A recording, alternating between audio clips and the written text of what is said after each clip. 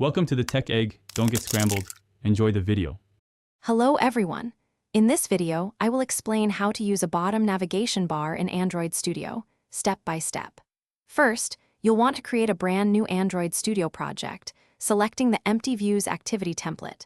Next, it's crucial to add the Material Design Library dependency to your appsbuild.gradle file.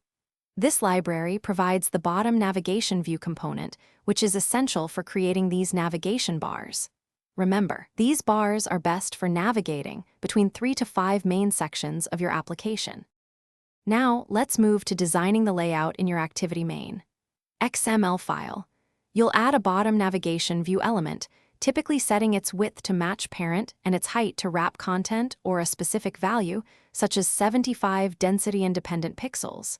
Directly above this, place a fragment container view.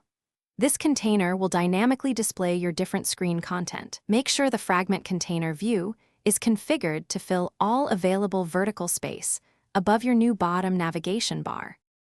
The next step involves creating your navigation menu and graph. First, right-click on your res folder to create a new menu resource directory, then add a bottom nav menu. XML file inside it. Here, you'll define your navigation items, typically 3 to 5, each needing a unique ID, a clear title, and an icon. Simultaneously, create a navigation resource directory and a nav graph. XML file.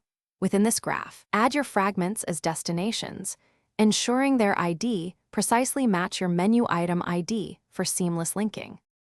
Finally, let's implement the navigation logic in your main activity file, whether you're using Kotlin or Java. You'll need to find your bottom navigation view and the nav host fragment by their respective ID. The key is to use the setup with nav controller method, linking your bottom navigation bar directly to your application's navigation controller. This powerful method automatically manages fragment transitions when a user taps on a navigation item, ensuring a smooth experience and correctly handling the backstack for each distinct navigation path. Thanks for watching. Consider subscribing if I helped unscramble your problems.